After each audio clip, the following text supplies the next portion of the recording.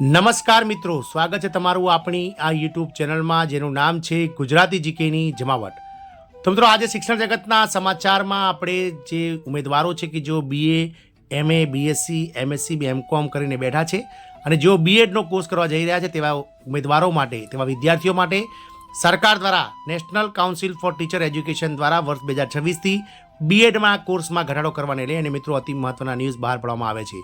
શિક્ષણ જગતના આ ન્યૂઝના લીધે હવે કર્મચારીઓ, જે ઉમેદવારો છે, વિદ્યાર્થીઓ છે, તેમને મિત્રો શિક્ષક બનવા માટે બીએડનો કોર્સ હવે 1 વર્ષમાં જ પૂર્ણ કરવાને લઈ અને સરકાર દ્વારા જે છે મિત્રો કટિબદ્ધતા દર્શાવવામાં આવી છે. આપ સૌને જણાવી દઈએ કે વર્ષ 2016માં જ્યારે વિદ્યાર્થીઓને શિક્ષક બનવા માટે બીએડ કોર્સની જરૂર પડતી હતી ત્યારે 1 વર્ષના જે કોર્સ છે તેને 2 વર્ષનો કરી દેવામાં આવ્યો હતો. આના કારણે સંખ્યા ઘટતી હોવાથી એક દાયકા પછી એટલે કે આજે 2026માં બીએડને ફરીથી 2 વર્ષના બદલે 1 વર્ષનો કોર્સ કરવાને લઈ અને નેશનલ કાઉન્સિલ ફોર ટીચર એજ્યુકેશનને મંજૂરી આપી દીધી છે, લીલી ઝંડી આપી દીધી છે. આજના વિડીયોમાં વિગતવાર જાણીએ કે બીએડનો કોર્સ 1 વર્ષ પૂર્ણ થવાથી મિત્રો 1 વર્ષમાં પૂર્ણ થવાથી જે ઉમેદવારો છે તેમને શું ફાયદો મળશે, વિદ્યાર્થીઓને શું ફાયદો મળશે અને ક્યારથી મિત્રો આ કોર્સ જે છે તે લાગુ થશે તેને લઈ અને વિડીયોમાં વિગતવાર ચર્ચા કરીએ. તો આજના શિક્ષણ જગતના સમાચારમાં આપ અંત સુધી બન્યા રહો અને જો ચેનલમાં આપ નવા હોય તો અમારી ચેનલને તમે લાઇક, શેર, સબસ્ક્રાઇબ કરી બાજુમાં રહેલું બેલ આઇકોન દબાવી ઓલ નોટિફિકેશન ઓન કરી લો, જેથી કરીને ચેનલ પર મૂકવામાં આવતા ભરતીઓના નોટિફિકેશન, ભરતીઓના સમાચાર તેમજ મિત્રો આવા શિક્ષણ જગતને લગતા ન્યૂઝ તમને સરળતાથી ચેનલના માધ્યમથી ઉપલબ્ધ થઈ જાય. તો મિત્રો, સંખ્યા ઘટતી હોવાથી અને MSc, BSc અથવા BA, MA અથવા BCom, MCOM પછી બીએડનો જે કોર્સ છે તેમાં મિત્રો વિદ્યાર્થીઓની સંખ્યા ઘટતી હોવાથી એક દાયકા પછી જે બીએડનો કોર્સ જે 2 વર્ષનો કરવામાં આવ્યો હતો તેના બદલે 1 વર્ષનો કોર્સ કરી દેવામાં આવે છે. વિદ્યાર્થીઓમાં શિક્ષક બનવાનો રસ ઘટતા નિર્ણય હવે બીએડ 1 વર્ષમાં જ પૂર્ણ થશે. નેશનલ કાઉન્સિલ ફોર ટીચર એજ્યુકેશનને 2026થી કોર્સ શરૂ કરવા માટે લીલી ઝંડી આપી દીધી છે. એક દાયકા પછી બીએડને ફરીથી 2 ને બદલે 1 વર્ષનો કરવામાં આવશે. National council for teacher education દ્વારા આગામી માર્ચ મહિનામાં નીતિ જાહેર કરાશે. NEP હેઠળ 4 વર્ષનું એજ્યુકેશન કરનારાઓ માટે NCTE ફેરફારો કરશે.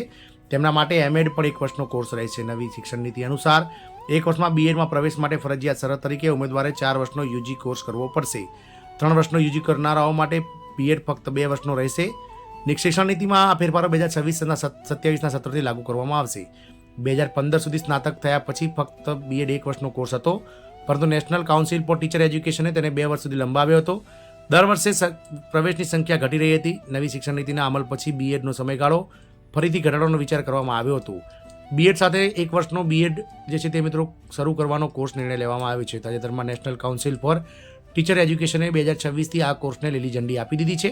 PG પૂર્ણ કરેલ ઉમેદવારો માટે 1 વર્ષમાં બીએડમાં પ્રવેશનો પણ વિચાર કરવામાં આવી રહ્યો છે. બીએડનો સમયગાળો ઘટવાથી ફક્ત બીએડમાં પ્રવેશમાં વધશે નહીં, પરંતુ વિદ્યાર્થીઓમાં ગ્રેજ્યુએશનમાં પણ મહેનત વધારે કરવાની હોડ લાગશે. MEDમાં પણ 1 વર્ષનો વિકલ્પ, 1 વર્ષની બીએડની સાથે હવે 1 વર્ષની MEDની ડિગ્રી પણ પૂર્ણ કરવાની તક મળશે. NEP હેઠળ 1 વર્ષનો બીએડ કરતા ઉમેદવારો ટૂંકા ગાળાનો MED પણ કરી શકે છે. આ સાથે કોઈપણ પ્રવાહમાંથી પોસ્ટ ગ્રેજ્યુએશન કરનાર ઉમેદવારોને બીએડ પછી 1 વર્ષ MED કરવાની તક પણ આપવામાં આવશે. આ કોર્સ ફક્ત નિયમિત મોડમાં જ હશે.